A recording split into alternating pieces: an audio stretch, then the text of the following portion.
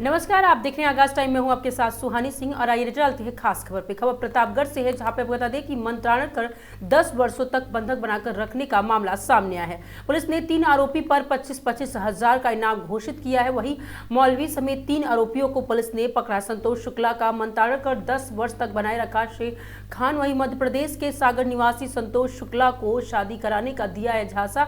जेठवाड़ा थाना के डेरवा इलाके का ये पूरा मामला बताया जा रहा है।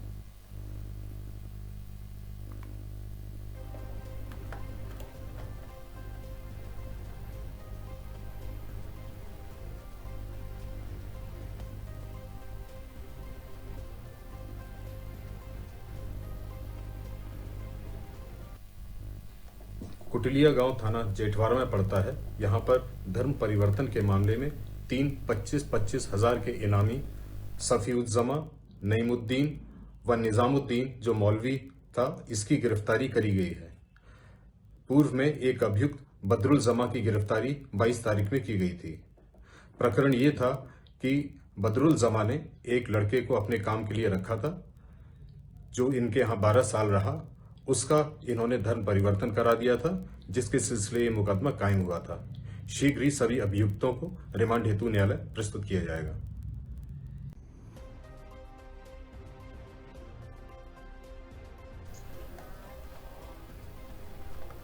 खबर सीतापुर से, जहां पे होली को लेकर कलेक्टर सभागार में आयोजित हुई अहम बैठक। जी हां, डीएम और डॉक्टर राजा गणपति और एसपी अंकुर अग्रवाल ने की संयुक्त अध्यक्षता। साफ सफाई, पेयजल, बिजली और अग्निशमन व्यवस्था दुरुस्त करने के दिए निर्देश। और संवेदनशील क्षेत्रों के बढ़ेगी पुलिस गश्त। अराजक तत्वों पर कड़ी नजर रहेगी। सोशल मीडिया मॉनिटरिंग तेज। अफवाह फैलाने वाले पर सख्त कार्रवाई की जाएगी। शांति समिति बैठकों को जरिए आपसी सौहार्द बनाए रखने की भी अपील की गई है। प्रशासन ने शांतिपूर्ण होली के लिए तैयारियों की पूरी होने की भी दावा किया है।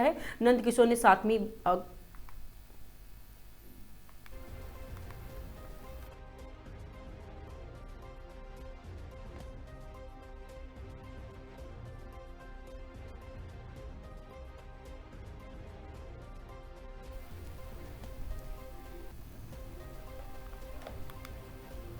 खबर अमरोहा से, जहां पे पुलिस उप महानिरीक्षक महोदय और परिक्षेत्र मुरादाबाद द्वारा पुलिस अधीक्षक अमरोहा के साथ थाना अमरोहा देहात और वार्षिक निरीक्षण किया गया है। और बता दें कि ग्राम पहरिया में संवाद कर आवश्यक दिशा निर्देश भी दिए हैं। वहीं अब कह दें कि मुनिराज और उप महानिरीक्षक मुरादाबाद परिक्षेत्र और मुरादाबाद द्वारा पुलिस अधीक्षक अमरोहा अमित कुमार आनंद के साथ थाना अमरोहा देहात का वार्षिक निरीक्षण किया गया। निरीक्षण के दौरान थाना कार्यालय परिसर, हवालात, भोजनालय, महिला help desk, cyber help desk, थाने की राजकीय संपत्ति और आदि का चेक किया गया। ऑपरेशन नेत्रनेत्र के तहत स्थापित सीसीटीवी कंट्रोल रूम का निरीक्षण करके आवश्यक दिशा निर्देश दिए गए। मिशन शक्ति केंद्र में नियुक्त पुलिस कर्मियों के महिला संबंधी शिकायतों और अपराधों पर प्राथमिकता के आधार पर निष्पक्ष, त्वरित और प्रभाव की कार्रवाई सुनिश्चित करने हेतु निर्देशित दिया गया। अपराध रजिस्टर, त्योहार रजिस्टर आदि का अवलोकन करने के हेतु दस्तावेजों को अधिक रखने, रख रखाव को दुरुस्त करने दिशा निर्देश दिए तथा मालखाने को रखे शास्त्रों, दंगे नियंत्रण उपकरणों की साफ सफाई और रख रखाव का जायजा लिया।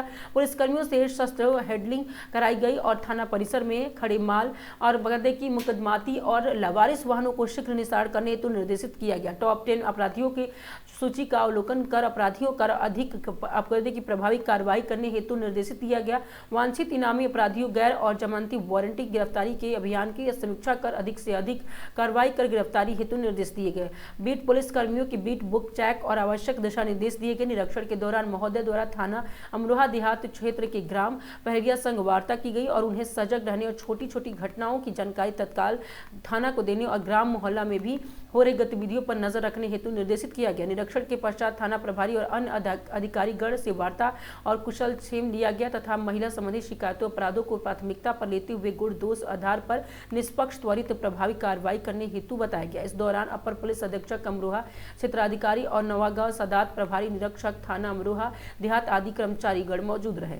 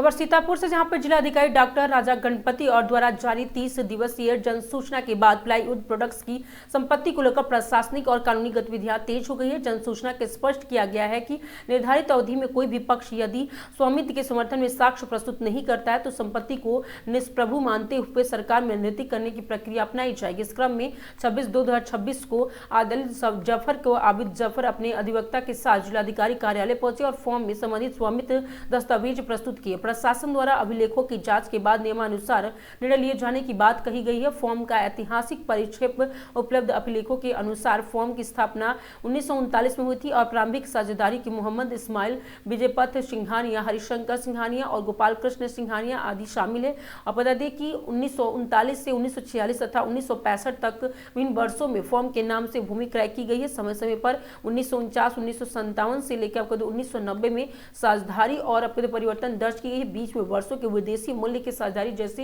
हेनरी थॉमस आदि भी फॉर्म जुड़े हैं। बताया जाता है कि 1998 में विदेशी मूल्य के साझेदारों ने अपने शेयर विक्रय कर प्लाईवुड प्रोडक्ट्स को संबंध समाप्त कर देश छोड़ दिया था। इसके बाद से फॉर्म में केवल भारतीय मूल्य के साझेदार है शामिल है और वही वर्ष 2000 से सीमा जफरुल्ला, आदिल जफर, आबिद जफर फॉर्म के साझेदार के रूप में दर्ज बताए जाते हैं।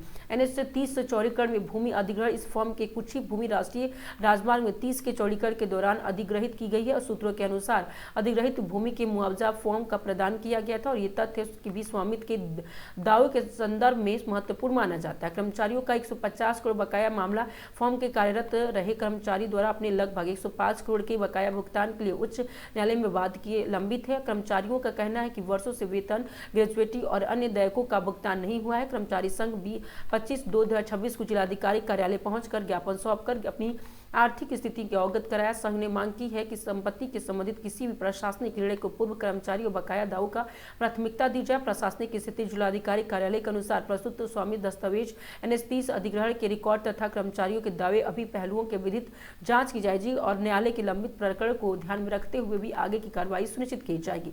प्लाईवुड प्रोडक्ट्स के जुड़ा यह मामला अब स्वामित्व अधिग्रहण और श्रमिक हितों के तीनों याओं में महत्वपूर्ण हो गया है, जिस पर जिले के व्यापारिक और श्रमिक वर्गों की निगाहें भी टिकी हुई है।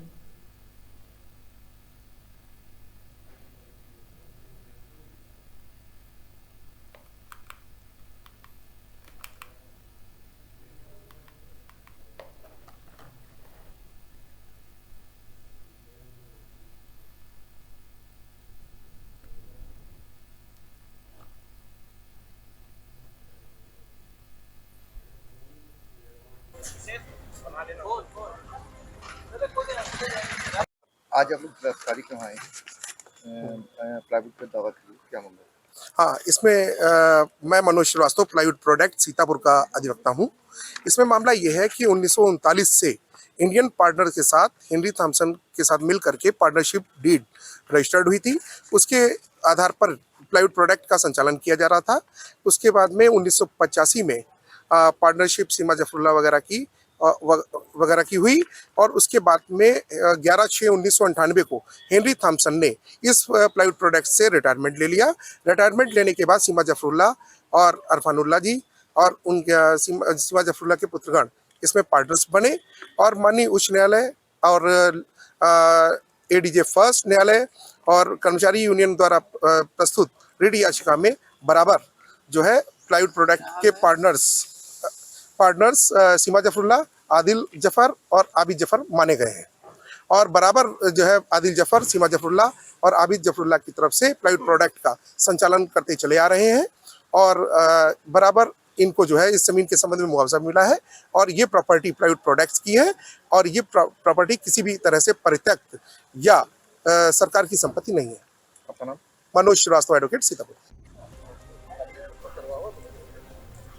खबर सोनभद्र से, जहां पे आनंदीबेन पटेल सोनभद्र के दौरे पर बुधवार को अरावट्सगंज पहुंची, जहां विकास भवन स्थित पंचायत रिसोर्स सेंटर विभिन्न विकास और जन कल्याणकारी योजनाओं के लाभार्थियों को प्रमाण पत्र, किट और सामग्री वितरित की। राज्यपाल ने आनंदीबेन बता दें कि आंगनबाड़ी कार्यकर्तियों को 20 और बता दें कि 200 प्री स्कूल किट और 200 पोषण पोटली और 500 आयुष्मान कार्ड, 20 वन अधिकार पट्टा, 10 मुख्यमंत्री आवास स्वीकृति पत्र और 10 प्रधानमंत्री सूर्य योजना लाभार्थी, 10 मुख्यमंत्री युवा उद्यमी लाभार्थी और 2 मोटर मोटरसाइज 2 मशीन तथा 10 अनाथ बच्चियों को 1000 रुपए की चेक प्रदान के साथ ही 2 दिव्यांगजनों को भी की टाइट साइकिल भी वितरित की गई है। अपने संबोधन में राज्यपाल ने कहा कि सरकार की योजनाओं का लाभ समाज के अंतिम व्यक्ति तक पहुंचना प्रशासन की प्राथमिक साझेदारी है। उन्होंने खतौनी संबंधी मामलों का भी समयबद्ध निस्तारण अभी आंगनबाड़ी केंद्रों के किट उपलब्ध कराए और जनपद के प्रत्येक घर पर सोलर पैनल लगाने की भी जोर दिया। उन्होंने टीबी मुक्त भारत अभियान, आयुष्मान योजना के स्वामित्व योजना की सराहना करते हुए महिला सशक्तिकरण पर भी विशेष बल दिया। इस पर वह विभिन्न विभागों द्वारा लगाई गई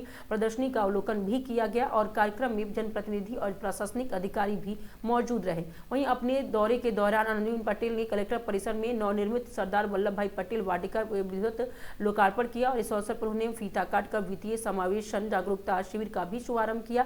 कार्यक्रम के दौरान राज्यपाल ने शिविर के बैंकर्स, कोषागार, NABARD, RCT, Indian bank, state bank of farmer producer organisation द्वारा लगाए गए स्टॉल और प्रदर्शनी का अवलोकन किया। उन्होंने अधिकारियों से योजना की प्रगति जानकारी ली और आमजन से अधिक वित्तीय योजना पर जोर देने पर दिया। राज्यपाल ने कहा कि वित्तीय समावेशन के माध्यम से समाज में अंतिम व्यक्ति तक बैंकिंग सेवाएं और ऋण सुविधाएं और सरकारी योजनाओं पर लाभ पहुंचना आवश्यक है। उन्होंने संबंधित अधिकारियों को निर्देशित किया है कि पात्र लाभार्थियों को योजना की जानकारी देकर उन्हें समय पर लाभान्वित किया जाए।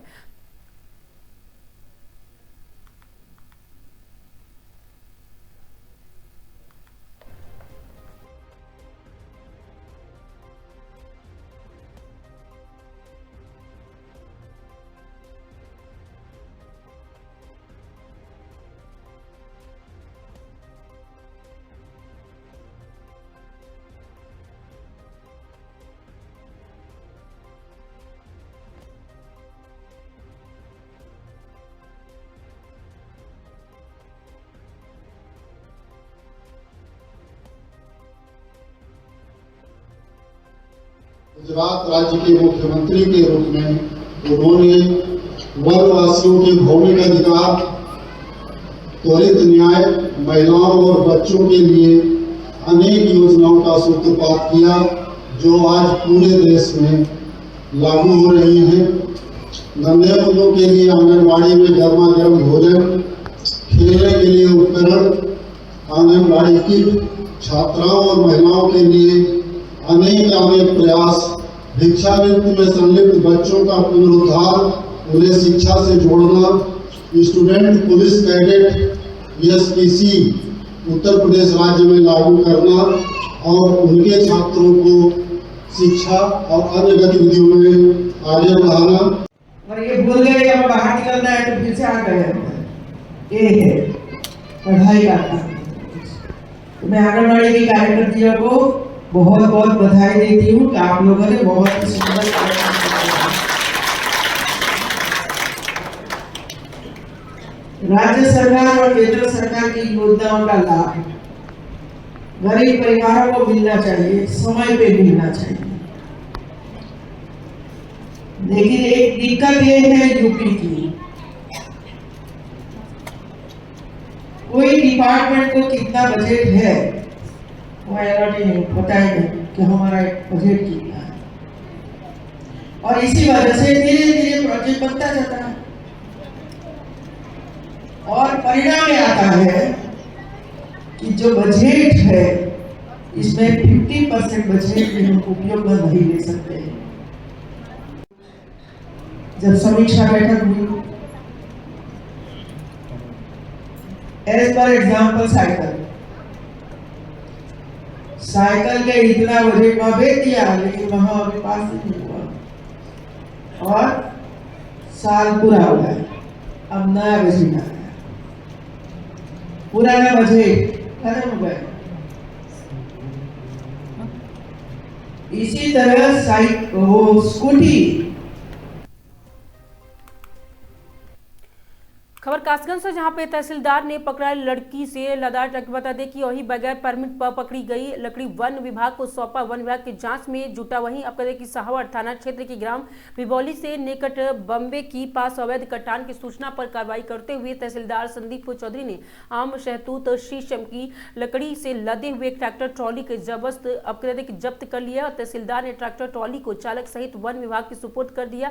मामले की सूचना वन विभाग को भी दी गई, जहाँ पे आगे की कार्रवाई की की जा रही है। जानकारी के अनुसार गुरुवार को क्षेत्र के गांव हिलौली के निकट बेशकीमती पेड़ों के अवैध कटान की सूचना मिली। तहसीलदार संदीप चौधरी राजस्व टीम के साथ मौके पहुंचे। इसी दौरान क्षेत्र में भ्रमण के समय एक ट्रैक्टर ट्रॉली संदिग्ध अवस्था में जाती हुई दिखाई दी। वाहन को रुकवाकर जांच की गई तो उस पर आम, शीशम और शहतूत के बोटे लदे हुए थे और पूछताछ के दौरान ठेकेदार की ओर से परमिशन पूछी गई तो उसके पास से कोई परमिशन नहीं निकली। मौके पर कटान से संबंधित कोई वैध दस्तावेज उपलब्ध नहीं कराए गए और कटान संदिग्ध पाए जाने से तहसीलदार ने लकड़ी समेत ट्रैक्टर ट्रॉली को कब्जे में लेकर वन विभाग के सौंप दिया। उन्होंने बताया कि पूरे मामले की रिपोर्ट जिला स्तर पर भेजी जा रही है।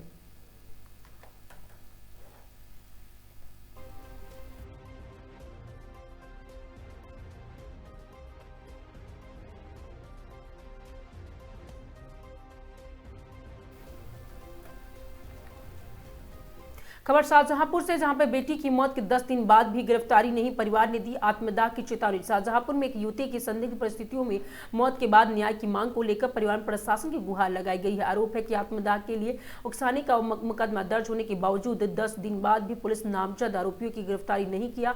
मामला थाना सदर बाजार क्षेत्र के चिनौरा का है। 12 फरवरी 2026 को शामवीर शुक्ला की लाश घर के कमरे में फांसी पर लटकी हुई मिली। घटनास्थल से उसका मोबाइल की भी बरामद हुआ। परिजनों का आरोप है कि प्रखर वाजपेयी नामक युवक ने उसका प्रेम प्रसंग था और लेकिन पिछले कुछ महीनों से वह मानसिक और शारीरिक उत्पीड़न कर रहा था। परिवार के मुताबिक उनके पास कोई ऑडियो रिकॉर्डिंग है जिनमें मारपीट की आवाजें सुनाई देती है। आरोप है कि युवक शादी के लिए तैयार था लेकिन उसने 5 लाख रुपए नकद, कार और पिता का मकान अपने नाम करवाने की मांग रखी थी। मांग पूरी न होने पर वह मारपीट और प्रताड़ना करना। परिजनों का कहना कि इसी उत्पीड़न से तंग आकर शामवी ने आत्मदाह कर लिया। पिता उमेश चंद्र शुक्ला का आरोप है कि तहरीर देने के 5 दिन बाद ही पुलिस ने आत्महत्या के लिए उकसाने का मुकदमा तो दर्ज कर लिया, लेकिन 10 दिन बीतने के बाद भी प्रखर वाजपेयी और उसके परिवार के नामजद लोगों की गिरफ्तारी नहीं हुई है। परिवार का कहना है कि आरोपी खुलेआम घूम रहा है और समझौते के दबाव बना रहा है। पीड़ित पिता ने चेतावनी दी है कि यदि 48 घंटे में भीतर आरोपियों की गिरफ्तारी नहीं की गई तो वह आत्मदाह करेंगे और पुलिस से सोशल मीडिया प्लेटफॉर्म एक्स पर मामले की जांच किए जाने की बात कही है, लेकिन आधिकारिक रूप से कुछ भी बोलने की बच रही है।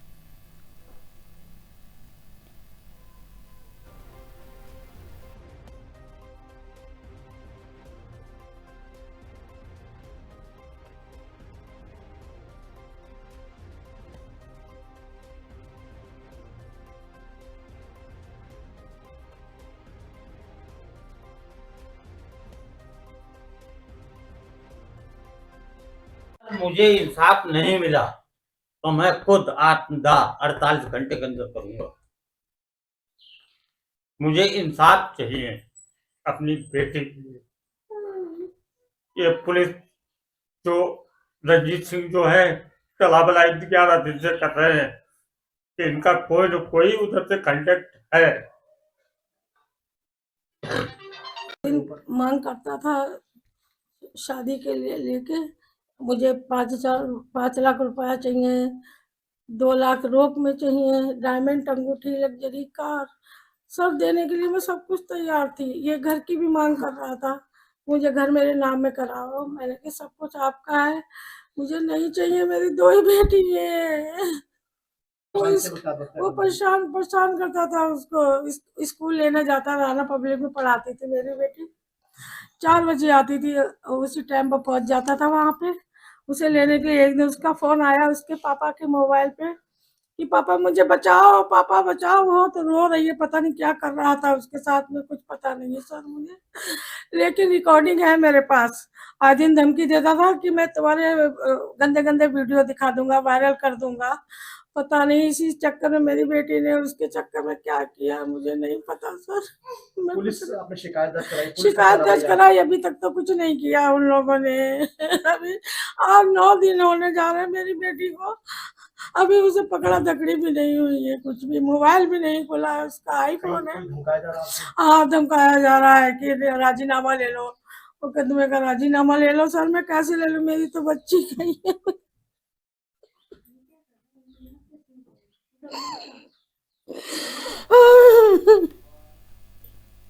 खबर सीतापुर से, जहां पे ओम विहार कॉलोनी में 100 केवीए ट्रांसफार्मर ढाया गया, जी हां 20 घरों की बिजली आपूर्ति ठप। अंधेरे में कॉलोनी देखा गया। वहीं पावर हाउस पर देर रात अंधेरे पर बैठे लोग अवैध वसूली और बिना आदेश कार्रवाई की आरोप लगा है। ट्रांसफार्मर दोबारा लगाने तक भी धरना जारी रखने की बात कही गई है। जनपद के महमूदाबाद क्षेत्र का ये पूरा मामला बताया जा रहा है।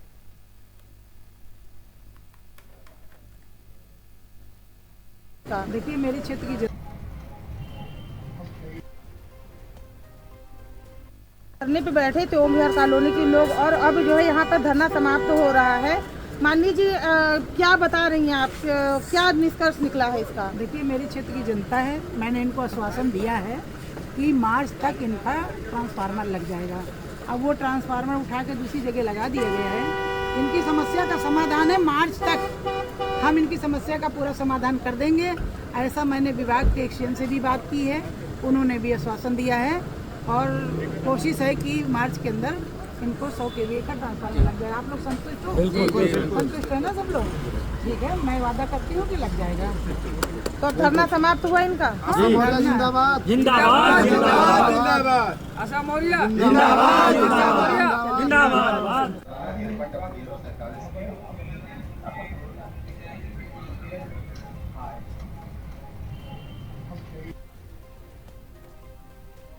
धरने पे बैठे थे। खबर सीतापुर से, जहां पे शौच के लिए किए गए युवक पर जंगली जानवरों ने किया हमला। वहीं हमले में युवक हुआ गंभीर रूप से घायल। परिवार वालों ने द्वारा अनंत फानन पहुंचाया गया अस्पताल।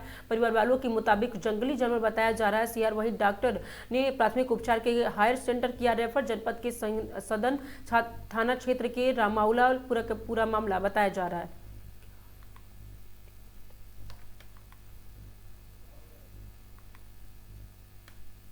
कैसे चोट लगी इनके? वो सियार ये क्या करने जा रहे थे? ये सोच के लिए गए। सोच के लिए गए थे, तो जंगल में शियार ने हमला कर दिया कि घर के पास में ही? घर के पास खेत में कर। इससे पहले भी किसी पे हमले कर चुके हैं शियार में? इससे पहले एक लेडीज भी किया गाँव की। तो फिर यहाँ लेके आए तो डॉक्टर यहाँ से क्या कह रहे हैं? यहाँ से लखनऊ के लिए रेफर कर रहे हैं। ठीक है।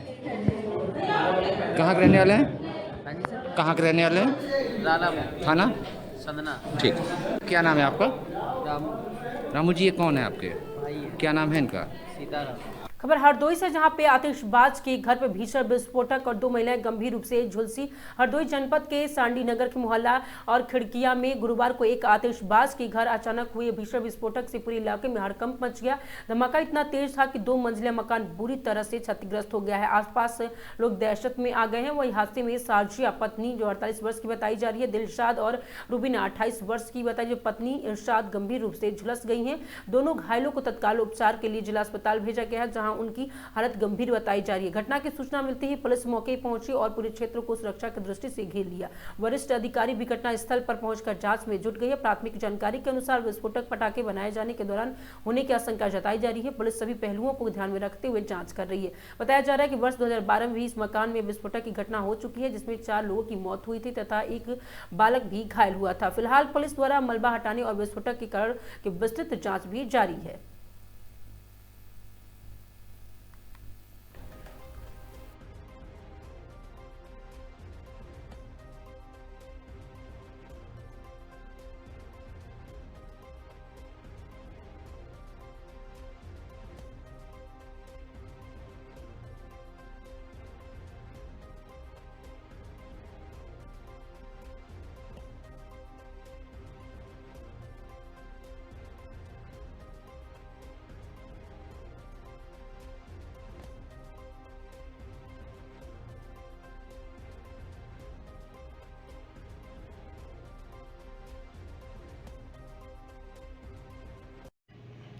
अवगत कराना है कि आज दिनांक 26/2/26 को शाम 4:30 बजे सूचना प्राप्त हुई कि थाना सांडी क्षेत्र अंतर्गत मोहल्ला खिड़कियां एक मकान में विस्फोट हुआ है एवं 2 महिलाएं झुलस गई हैं, जिनको उपचार हेतु चिकित्सालय भेजा गया है।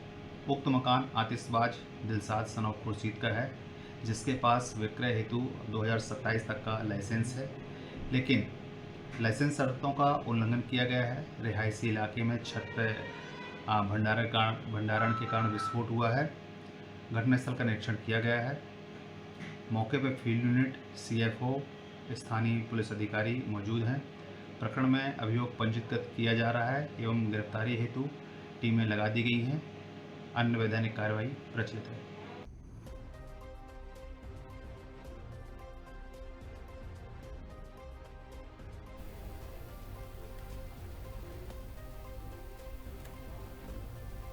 खबर हरदोई से है, जहां पे सीएसएन पीजी और कॉलेज के हीरक जयंती के शामिल हुए deputy CM Brajesh Pathak. Deputy CM Brajesh Pathak ने अपने संबोधन में हरदोई टच से शुद्ध हरदोइया भाषा शैली में भाषण देकर समारोह में मौजूद छात्र छात्राओं की जमकर तालियां बटोरी। डिप्टी सीएम ब्रजेश पाठक ने हरदोई के छात्र जीवन की ताजा की यादें और छात्रों को दिया सकारात्मक सोच और संदेश। बोले कई उतार चढ़ाव के बाद भी हरदोई नहीं बदला। हरदोई जिले में सीएसएन पीजी कॉलेज में आयोजित हीरक जयंती समारोह के समापन अवसर पर उत्तर प्रदेश के उप मुख्यमंत्री ब्रजेश पाठक पहुंचे। उन्हें अपने संबोधन में हरदोइया भाषा का प्रयोग करते हुए छात्र छात्राओं के जमकर तालियां बटोरी। श्री पाठक ने हरदोई में छात्र जीवन के दौरान कॉलेज और शहर से जुड़ी पुरानी स्मृतियों को भी साझा किया। डिप्टी सीएम ने कॉलेज के संस्थापक स्वतंत्रता संग्राम सेनानी मोहनलाल वर्मा को नमन करते हुए कहा कि उनके परिवार से आत्मीय संबंध रहा और वो बचपन में अपने पिता के साथ यहाँ आया करते थे। उन्होंने कहा कि समय के साथ हरदोई में कई उतराव चढ़ाए, लेकिन शहर की पहचान और आत्मा हमेशा कायम रही। पुराने दिनों को याद भी करते हुए उन्हें परिवहन और बिजली व्यवस्था की कठिनाइयों का भी उल्लेख किया। छात्रों को संबोधित करते हुए उन्होंने कहा कि वो यहाँ भाषण देने नहीं बल्कि अपने परिवार के बीच आए हैं। उन्हें बता दें कि दलेल नगर, बामन, बालामऊ और कछौना समेत ग्रामीण क्षेत्रों के आए विद्यार्थियों से मन लगाकर पढ़ाई करने और शिक्षकों से संवाद बनाए रखने का आह्वान किया। श्री पाठक ने कहा कि उन्होंने इतिहास और विज्ञान दोनों विषयों में संतुलित अध्ययन पर जोर देते हुए सूरदास, कबीर और रहीम दोहे की प्रेरणा लेने की बात कही। साथ ही चंद्रशेखर आजाद का स्मरण करते हुए युवाओं के महापुरुषों के आदर्शों पर चलने का भी आह्वान किया। उन्होंने कहा कि सकारात्मक सोच के साथ लक्ष्य की ओर बढ़ाना सफलता आवश्यक मिलती है। समारोह के अंत में मेधावी छात्रों का सम्मानित किया गया। हालांकि इन सबके बीच जिले के मंत्री, विधायक और जिला अध्यक्ष तक का मंच पर न पहुंचना चर्चा का विषय बना। कार्यक्रम में एमएलसी संतोष सिंह, प्रदेश उपाध्यक्ष त्र्यंबक त्रिपाठी, जिला पंचायत अध्यक्ष प्रेमावती वर्मा और प्राचार्य कौशलेंद्र सिंह सहित अनेक जनप्रतिनिधि, प्रशासनिक अधिकारी और बड़ी संख्या में छात्र छात्राएं उपस्थित रहे।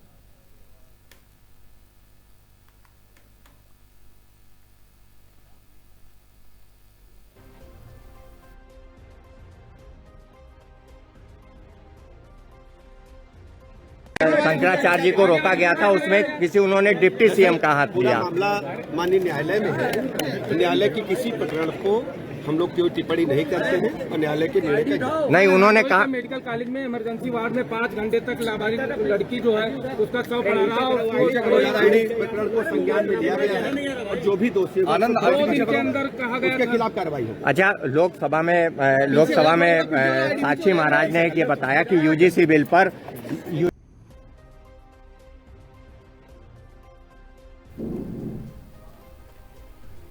खबर सीतापुर से, जहां पर जिलाधिकारी के आदेश पर आबकारी के आदेशानुसार अवैध मंदिरा की बिक्री और परिवहन की रोकथाम हेतु चलाए जा रहे विशेष प्रवर्तन अभियान के अंतर्गत पुलिस अधीक्षक संयुक्त आबकारी संयुक्त लखनऊ जोन लखनऊ और उप आबकारी आयुक्त लखनऊ प्रभारी लखनऊ के निर्देश पर जिला आबकारी अधिकारी श्याम कंबल सिंह जी के कुशल नेतृत्व में आज क्षेत्र सदर के थाना हरगांव में स्थित ग्राम कटका सिजौला एवं बेनीपुर राजा के अवैध कच्ची शराब की दबिश दी गई है। दबिश के दौरान लगभग 80 लीटर अवैध कच्ची शराब जब्त की गई है। लगभग 200 केजी बता दें कि कब्जे में लेकर मौके पर ही नष्ट किया गया। साथ ही कुल 5 अभियोग दर्ज किए गए हैं।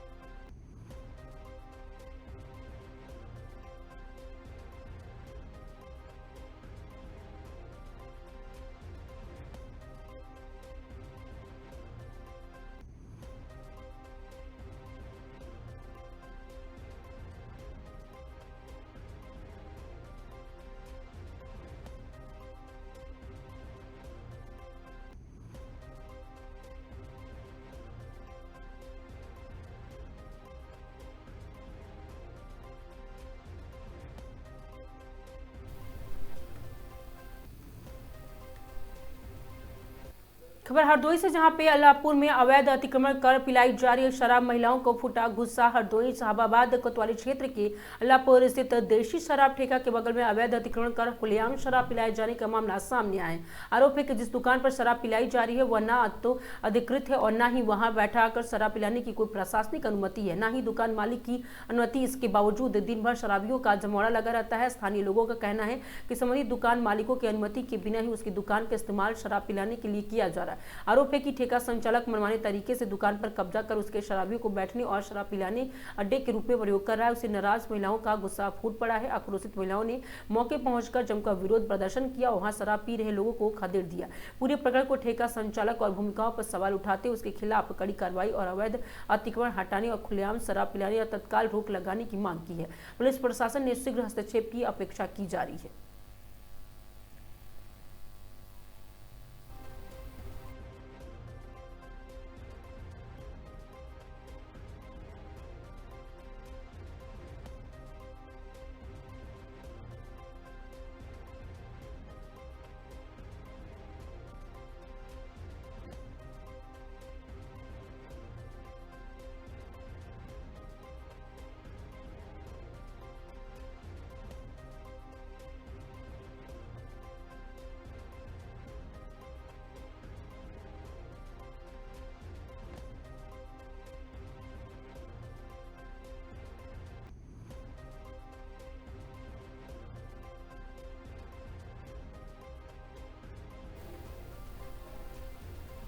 खबर अमरोहा से, जहां पे उत्तर प्रदेश के जनपद अमरोहा के थाना हसनपुर पुलिस ने चेकिंग के दौरान अवैध कच्ची शराब बनाने की तस्करी करने वाले अभियुक्तों को किया गिरफ्तार। जिनके कब्जे से 30 लीटर अवैध कच्ची शराब और 400 लीटर और शराब बनाने का उपकरण बरामद। बताते चले कि जनपद अमरोहा के थाना हसनपुर क्षेत्र के अंतर्गत आने वाले गाँव खरकनकाल निवासी अभियुक्तों को गिरफ्तार किया गया। गिरफ्तार अभियुक्तगण विजयपाल सिंह पुत्र ईश्वर सिंह और प्रेमवती पत्नी ईश्वर सिंह थाना हसनपुर जनपद अमरोहा के गिरफ्तार किया गया। जिनके कब्जे से करीब 30 लीटर अवैध कच्ची शराब और 400 लीटर लाहन और शराब बनाने के उपकरण जैसे एक गैस सिलेंडर, मय बड़ा और चूल्हा, एक प्लास्टिक की बोतलें कटी हुई और एक छोटी टॉर्च, एक पतीला, 13 छोटे प्लास्टिक के ड्रम सहित गिरफ्तार किया गया। बरामदगी के आधार पर थाना हसनपुर आबकारी अधिनियम के तहत मुकदमा पंजीकृत किया गया है। गिरफ्तारी अभियुक्त गण उपयुक्त को समय पर माननीय न्यायालय के समक्ष पेश किया गया है।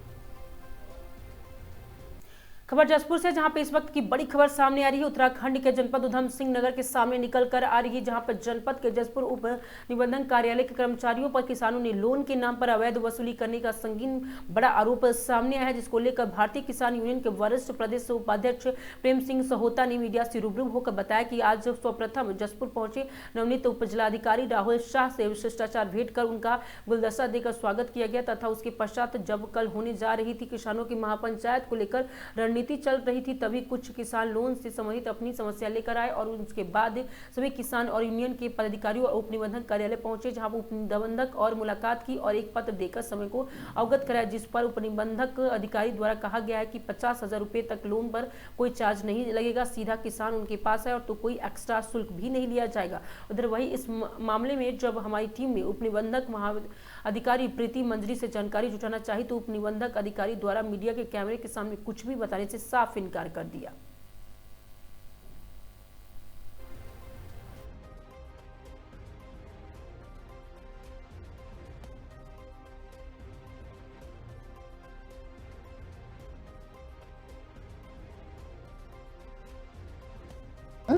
और आज हमारी यहाँ पर कल की रणनीति बन रही थी, कल महापंचायत की, तो एक किसानों द्वारा शिकायत आई थी कि कुछ एक्स्ट्रा शुल्क लिया जा रहा, तो उस विषय में रजिस्ट्रार महोदय से मिले थे और वो सारी जो समस्या है उन्हें बताई गई और उन्होंने आश्वस्त किया कि 5 लाख तक के लोन पर कोई शुल्क नहीं है और उससे ऊपर है वो स्टाम्प लगता है 100 रुपये का, जितना ऊपर होगा तो वो सारी स्थिति साफ हो गई। उन्होंने कहा कि मेरे साथ 5 सीधे किसान आए और कोई ऐसा एक्स्ट्रा शुल्क नहीं लिया जाएगा।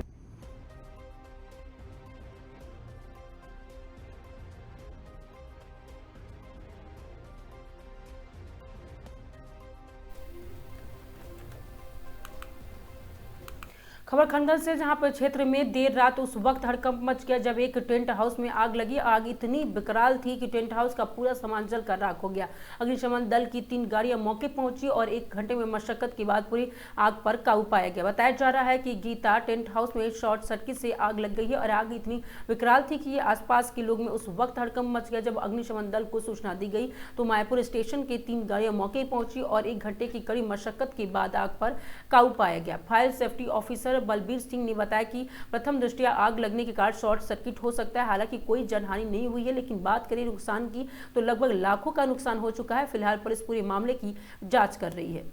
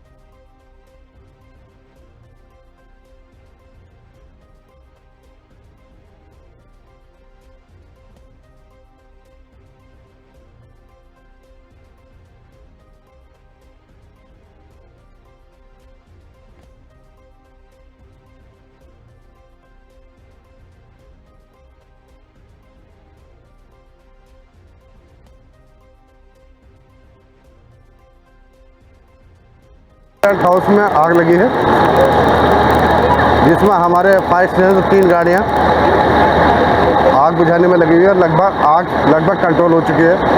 3 गाड़ियाँ आई हैं, लगभग आधा 1 घंटे में ये आग बुझ गई है और इस समय आग पर कंट्रोल पाया जा चुका है। किसी प्रकार की कोई जान माल हानि का खतरा नहीं। आग लगने का संभावित कारण इलेक्ट्रिक शॉर्ट सर्किट प्रतीत होता है, कहीं भी लग सकती है। ये तो आग लगने का तो कारण तो मैंने बता दिया, इलेक्ट्रिक शॉर्ट सर्किट है, लेकिन ये कहना संभव नहीं है कि इसमें 3 बार क्यों लग गई है। ये तो कभी भी लग सकती है।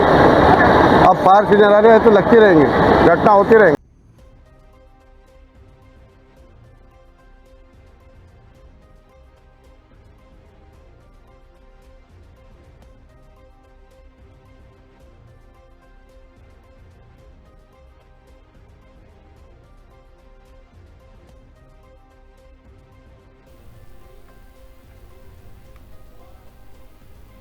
ऐसी तमाम बड़ी खबरों के लिए बने रहिए आगाज टाइम के साथ। धन्यवाद।